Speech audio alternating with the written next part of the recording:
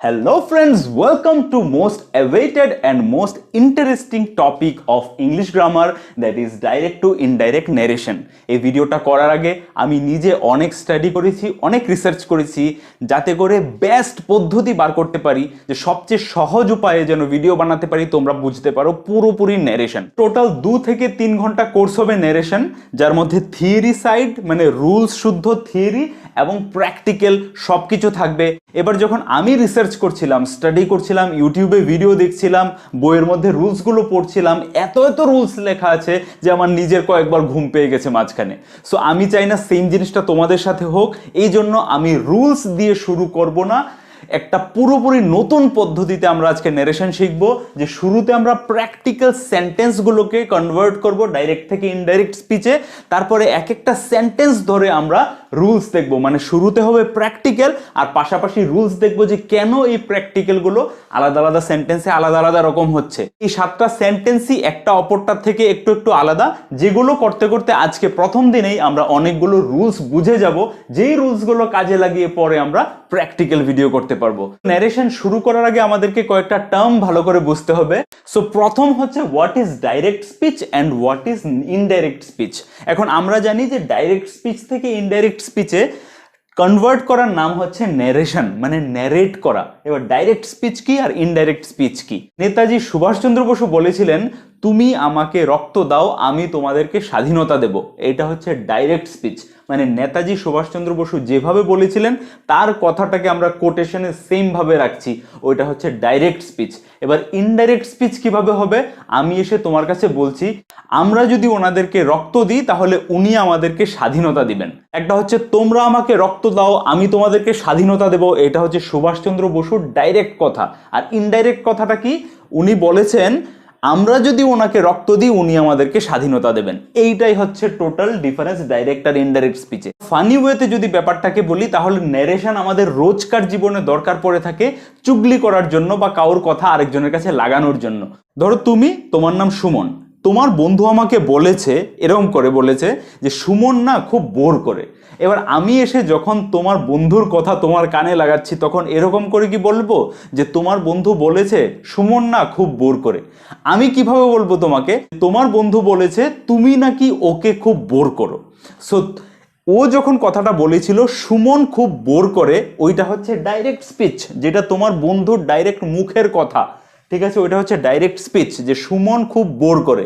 কিন্তু আমি যখন এসে তোমাকে বলছি যে তোমার বন্ধু বলেছে তুমি নাকি খুব বোর করো, সেটা হচ্ছে ইনডাইরেক্ট স্পিচ। ওর কথাটা আমি আমার ভাষায় তোমাকে বলছি, সেটা হচ্ছে ইনডাইরেক্ট স্পিচ। এবার এরপরে যে জিনিসগুলো মনে রাখা সেগুলো হচ্ছে, প্রথম যেটা বললো যে তোমার বন্ধু বলেছে, সেই কথাটা হচ্ছে রিপোর্টিং স্পিচ। আমি এখানে লিখে দিচ্ছি, এই কথাটাও খুবই ইম্পর্টেন্ট, আমাদের প্রায় ক্লাসের মাঝখানে এই কথাটা আসতে থাকবে। সেটা হচ্ছে রিপোর্টিং স্পিচ। আবার রিপোর্টিং স্পিচের যে ভার্বটা হয় সেটাকে বলে রিপোর্টিং ভার্ব। এই জিনিসগুলো খুবই ইম্পর্টেন্ট, তাই শুরুতে বলছি। তারপরে যে কোটেশনের ভেতরে থাকে, মানে তোমার বন্ধু কি বলেছে যে সুমন খুব বোর করে, তো সুমন খুব বোর করে যে কথাটা, ওইটা হবে রিপোর্টেড স্পিচ। আর রিপোর্টেড স্পিচের ভিতরে যে ভার্বটা থাকে ওইটাকে বলে রিপোর্টেড ভার্ব। এতটুকু মনে রাখো, তারপর আমরা ডাইরেক্ট ক্লাস শুরু করছি। সো প্রথম সেন্টেন্স দেখো, হি সেড কমা ইনভার্টেড কমার মধ্যে আই লাভ মাই প্যারেন্টস। ও বলেছে আমি আমার মা বাবাকে ভালোবাসি। এবার এটাকে চেঞ্জ করব কিভাবে? হি said that I love my parents K change হয়ে যাবে হি লাভড হিজ প্যারেন্টস। এবার যেটা এখানে দেখার বিষয়, কি দেখার বিষয় যে কি জিনিস চেঞ্জ হয়েছে। হি সেডই আছে, কমা আর ইনভার্টেড কমা উঠে গিয়ে দ্যাট বসে গেছে। তাহলে আমরা প্রথম রুল পেলাম, রুলস এদিকে লিখি, 1 নাম্বার রুলস পেলাম, কমা আর ইনভার্টেড কমা উঠে গিয়ে দ্যাট বসে, একটা রুলস ফার্স্ট পেলাম। নেক্সট দেখি, আই লাভ মাই প্যারেন্টস এর পরিবর্তে হয়ে গেছে হি লাভড হিজ। আইয়ের পরিবর্তে হি হয়ে গেছে, লাভের পরিবর্তে লাভড হয়ে গেছে, মায়ের পরিবর্তে হিজ হয়ে গেছে, প্যারেন্টসই আছে। তাহলে আইয়ের পরিবর্তে হি হলো কেন? রিপোর্টেড স্পিচে যদি আই প্রোনাউন থাকে তাহলে সেটা কোন প্রোনাউনে চেঞ্জ হবে এটা ডিপেন্ড করে কার উপরে? রিপোর্টিং স্পিচের সাবজেক্টের উপরে। সো এইখানে দেখো প্রোনাউন চেঞ্জ, এই দুটো জিনিস হচ্ছে মেইন ইম্পর্টেন্ট রুল। পুরো ন্যারেশনে সবচেয়ে ইম্পর্টেন্ট রুল হবে এই দুটো, যে প্রোনাউন কিভাবে চেঞ্জ হবে আর ভার্ব কিভাবে চেঞ্জ হবে। সো প্রোনাউন চেঞ্জের ফার্স্ট নিয়ম আমরা দেখলাম। কিসের উপরে ডিপেন্ড করে চেঞ্জ হবে? কিসে চেঞ্জ হবে এরকম না, সবসময় একরকম চেঞ্জ হবে না, কিসের উপরে ডিপেন্ড করে চেঞ্জ হবে এটা হচ্ছে মেইন কথা। সো ডিপেন্ড করবে রিপোর্টিং স্পিচের সাবজেক্টের উপরে। সো আই যদি থাকে সেটা ডিপেন্ড করবে রিপোর্টিং স্পিচের সাবজেক্টের উপরে। এগুলো জাস্ট এখন দেখে টুকে রাখো, যারা খাতা নিয়ে সিরিয়াসলি করছো ন্যারেশন ওরা একটু টুকে রাখো, এগুলো পরে আস্তে আস্তে, প্রথম এখন বুঝতে হবে না কিছু, আস্তে আস্তে সব বুঝে যাবে। নেক্সট দেখো, he said that he loved, এখানে লাভ থেকে লাভড হয়ে গেছে কেন? রিপোর্টিং স্পিচটা যদি পাস্ট টেন্সে থাকে তাহলে রিপোর্টেড স্পিচটাও চেঞ্জ হয়ে যাবে।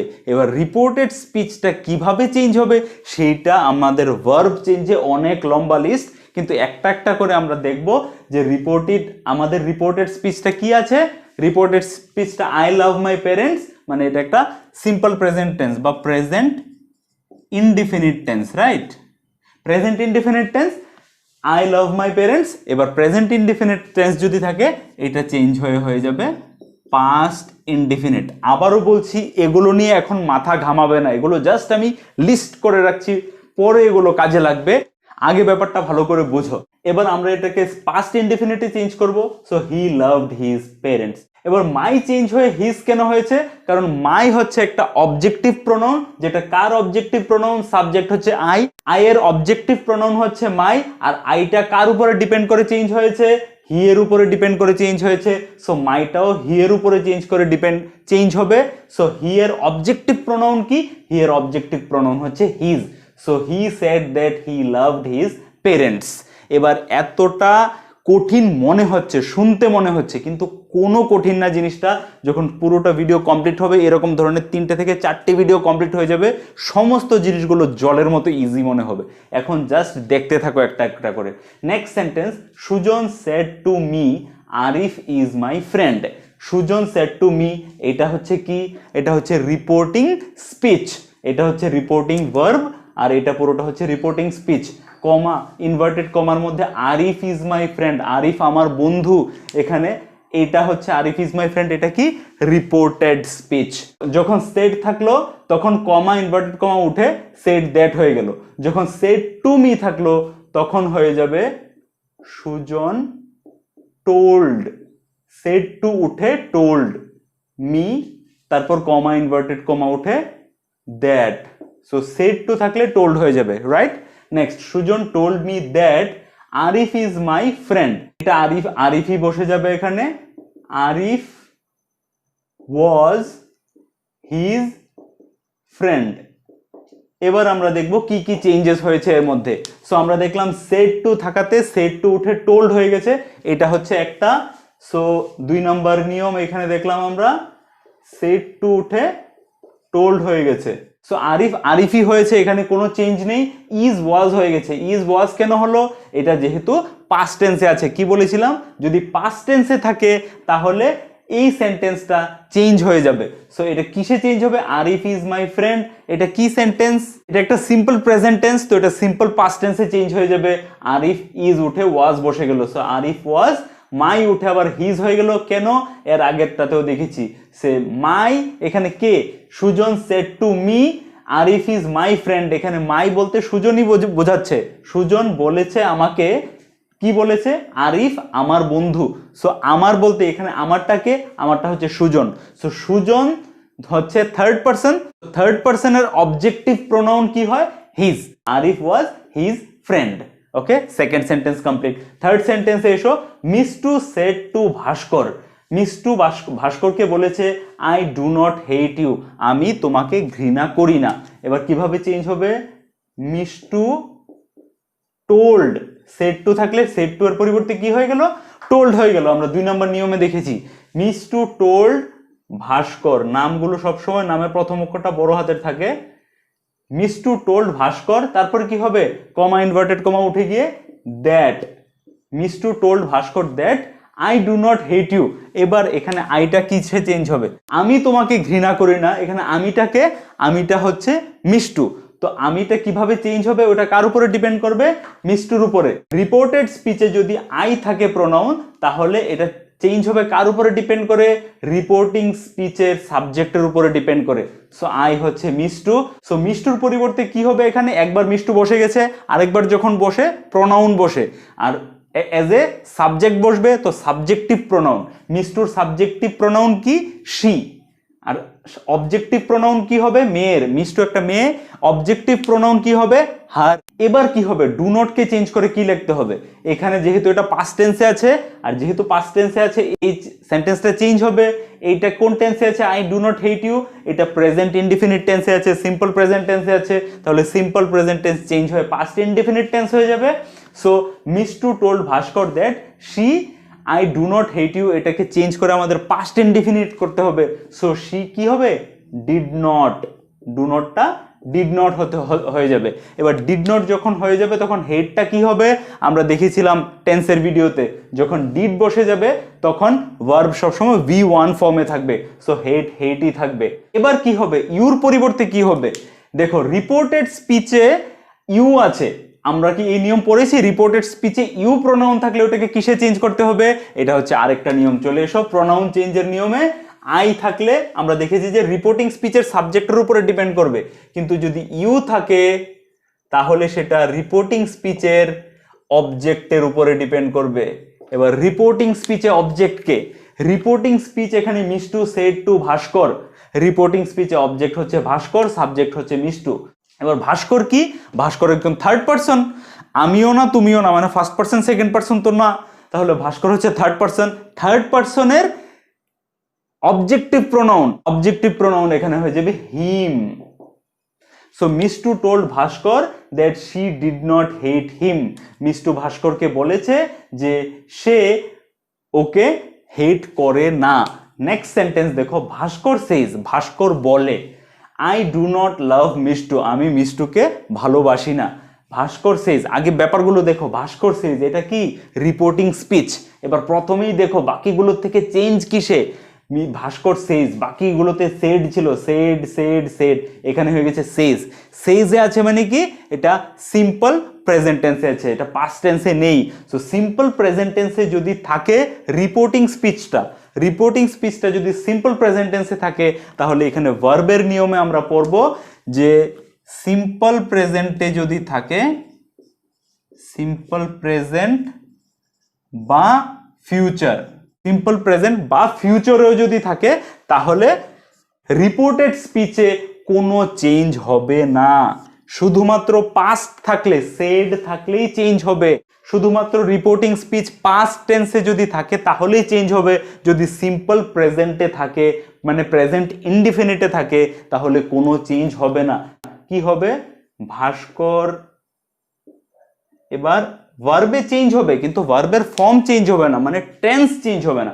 সো সেইজের পরিবর্তে হয়ে যাবে টেলস, তো সেইজের পরিবর্তে হয়ে যাবে tells. So Bhaskar tells that, বাকি নিয়ম সেম থাকবে, কমার ইনভার্টেড কমা উঠে দ্যাট হয়ে গেছে, Bhaskar tells that I do not love Mishtu. এবার এটা যেই টেন্সে আছে সেই টেন্সেই রাখতে হবে আমাদের নিয়ম অনুযায়ী।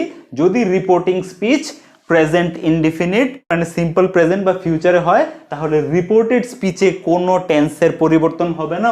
এখানে আই হচ্ছে রিপোর্টিং স্পিচের সাবজেক্ট, আইকে রিপোর্টিং স্পিচের সাবজেক্ট অনুযায়ী চেঞ্জ হবে। সো আই মানে Bhaskar, so Bhaskar tells that, ভাস্করকে third person singular, so third person singular পরিবর্তে সাবজেক্টিভ প্রোনাউন কি হবে, he. So Bhaskar tells that he do not এর পরিবর্তে ডাইরেক্ট ডু নট আমি নামাতে পারবো না, যদিও বা টেন্স সেম থাকবে তাও আমি ডু নট লিখতে পারবো না। কেন, কারণ সিম্পল প্রেজেন্ট টেন্সে আমরা দেখেছিলাম যে আই এর সাথে ডু বসে, আর থার্ড পারসন সিঙ্গুলার সাথে কি বসে, ডাজ বসে। সো হি বা শি থাকলে ডাজ হয়ে যাবে।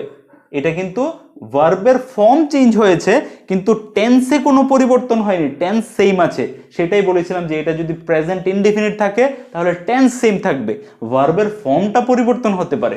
সো ডু নটের পরিবর্তে ডাজ নট এই জন্যই শুধু হয়েছে যেহেতু এখানে আই উঠে গিয়ে হি হয়েছে, mind it. So that he does not, আর ডাজ থাকলে লাভ কোনো সময় লাভস হবে না, লাভ লাভই থাকবে, লাভ মিষ্টু, মিষ্টু মিষ্টুই থাকবে। Bhaskar tells that he does not love Mishtu. Clear? Next sentence দেখো, he said to me I may go to Kolkata. এখানে মে হয়ে গেছে অন্য একটা ধরনের সেন্টেন্স। কি সেন্টেন্স? মোডালের সেন্টেন্স।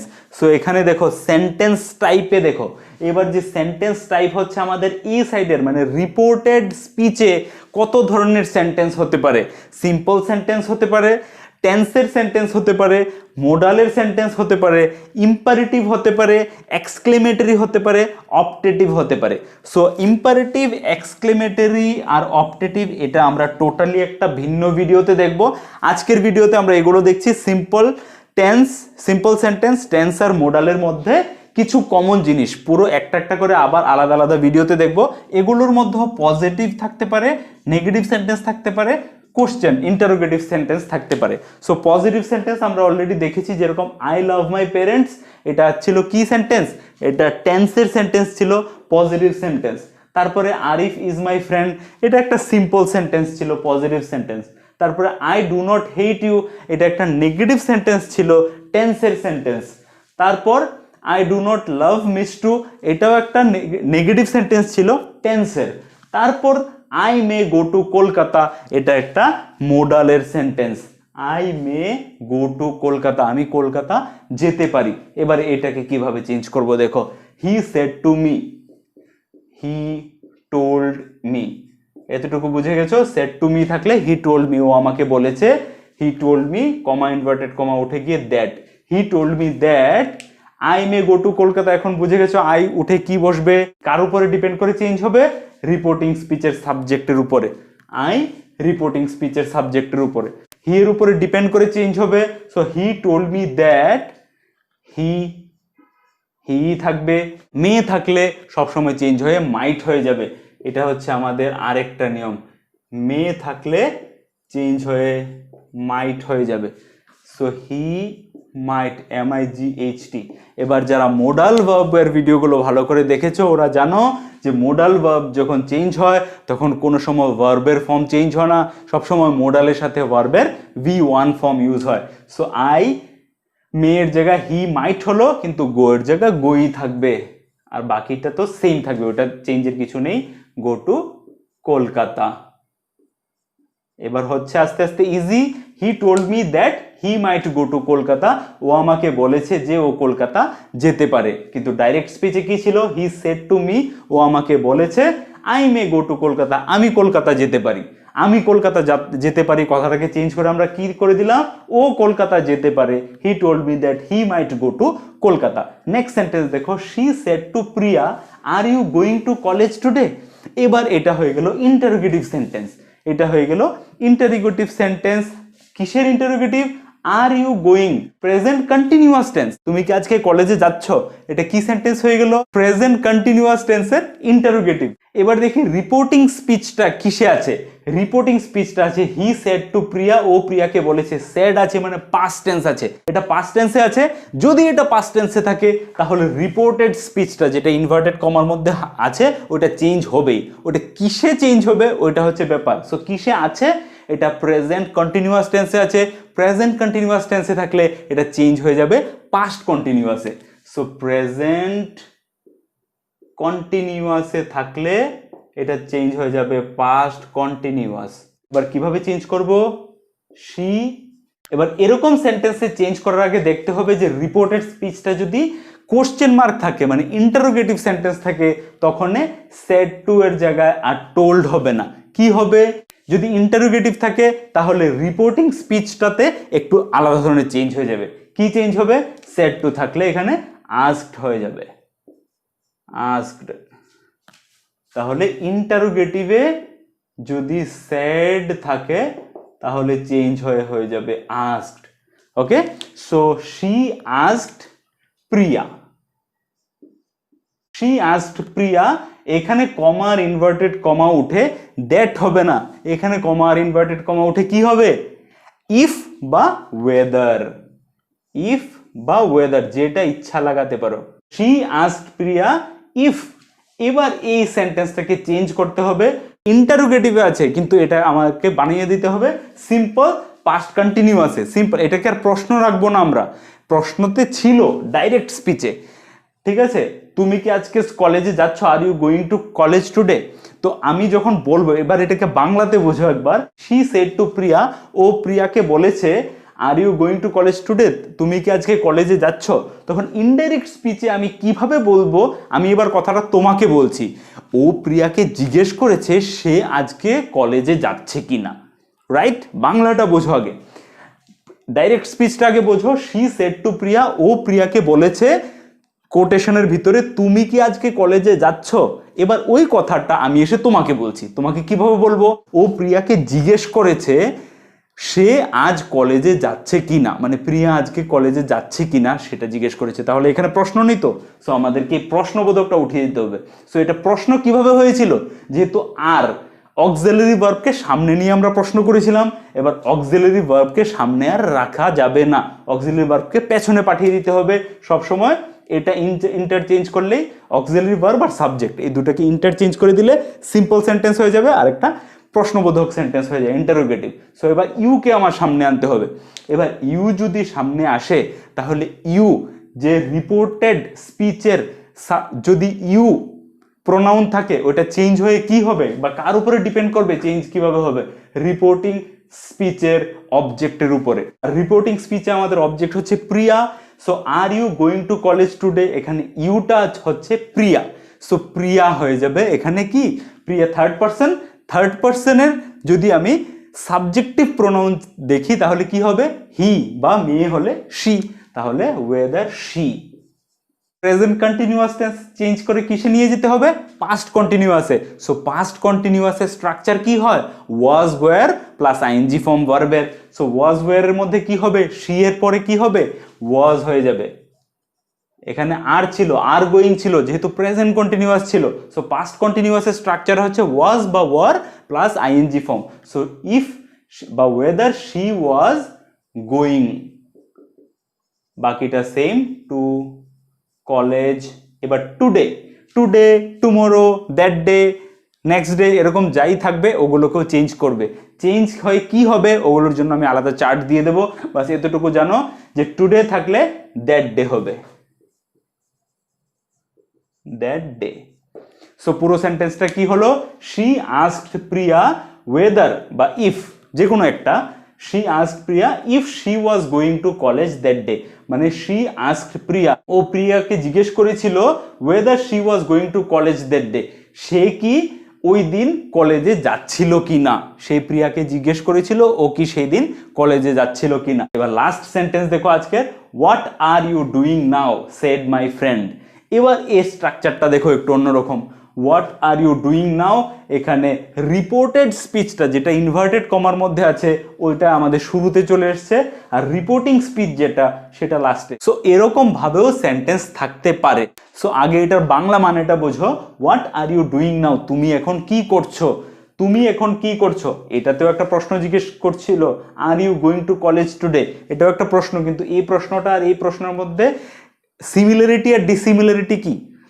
সিমিলারিটি হচ্ছে এটা হচ্ছে প্রেজেন্ট কন্টিনিউয়াস টেন্স, আর এটাও হচ্ছে present continuous tense. Are you, what are you doing now, এটাও প্রেজেন্ট কন্টিনিউয়াস টেন্স। ডিসিমিলারিটি কি? এটা ছিল একটা সিম্পল কোশ্চেন, কিন্তু এটা একটা ডব্লিউএইচ কোশ্চেন, হোয়াট দিয়ে শুরু হয়েছে। What are you doing now, তুমি এখন কি করছো, সো এটা ডব্লিউএইচ টার্ম দিয়ে শুরু হয়েছে, সো এটাতে নিয়মটাও একটু আলাদা হবে। মাই ফ্রেন্ড, আমার বন্ধু এরকম করে জিজ্ঞেস করেছে, তাহলে আমার বন্ধুটাকে আগে নিয়ে চলে যাই বাকি সেন্টেন্সগুলোর মধ্যে মতো। So my friend, my friend যখন কোশ্চেন থাকে, ইন্টারোগেটিভ সেন্টেন্স থাকে, তখন চেঞ্জ করে কি হয়? তখন চেঞ্জ করে সেড হয় না, তখন আস্কড হয়ে যায়, আগের সেন্টেন্সে বললাম। সো মাই ফ্রেন্ড আস্কড, আস্কডের পরে কি হবে? এখানে যেমন শি আস্কড প্রিয়া ইফ বা ওয়েদার, কিন্তু এখানে মনে রাখবে যখন ডব্লিউএইচ টার্ম দিয়ে কোশ্চেন থাকবে তখন ওইখানে আর টোল্ডও হবে না, ইফও হবে না, ওয়েদার হবে না, কিচ্ছু হবে না। কি হবে? ডাইরেক্টলি WH টার্মটাকেই নিয়ে আসতে হবে। সো মাই ফ্রেন্ড আস্কড হোয়াটের পরে কি হবে? এবার এটা ডিপেন্ড করবে কার উপরে? রিপোর্টিং স্পিচের উপরে। রিপোর্টিং স্পিচ কোন সেন্টেন্সে ছিল, কোন টেন্সে? Shed my friend. সেড মানেই হচ্ছে পাস্ট টেন্সে। পাস্ট টেন্সে আছে মানে রিপোর্টেড স্পিচটা পাক্কা চেঞ্জ হবে। এবার কিসে চেঞ্জ হবে সেটা ডিপেন্ড করে কিসে আছে।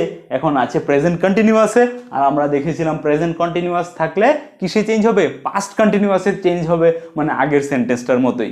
সো পাস্ট কন্টিনিউয়াসে চেঞ্জ করতে গেলে কি হবে? ওয়াজ বা ওয়্যার প্লাস আইএনজি ফর্ম। তাহলে মাই ফ্রেন্ড আস্কড হোয়াট। এবার দেখো এখানে রিপোর্টেড স্পিচের সাবজেক্টকে, এবার রিপোর্টেড স্পিচের সাবজেক্ট কি? ইউ একটা প্রোনাউন। এবার রিপোর্টেড স্পিচের সাবজেক্ট যদি ইউ হয়, ইউ প্রোনাউন হয়, ওটা কার উপরে ডিপেন্ড করে চেঞ্জ হবে? রিপোর্টিং স্পিচের অবজেক্টের উপরে। এবার রিপোর্টিং স্পিচে অবজেক্টকে, রিপোর্টিং স্পিচের সাবজেক্ট হচ্ছে মাই ফ্রেন্ড। তো রিপোর্টিং স্পিচের অবজেক্ট যেহেতু দেওয়া নেই, যখনই দেওয়া থাকবে না তখনই মনে করে নিতে হবে আমাকে বলেছে। আমাকে, আমি হচ্ছি রিপোর্টিং স্পিচের অবজেক্ট, কারণ আমাকে বলেছে বলেই আমি তোমাকে বলছি। সো আমাকে বলেছে মানে আই। What I. সো ইউটা চেঞ্জ হয়ে কিসে হয়ে গেল? I a. So my friend asked what I, তারপরে কি পাস্ট কন্টিনিউয়াসে চেঞ্জ করতে হবে।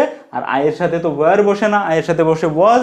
What I was doing. Now এর পরিবর্তে কি হবে? দেন।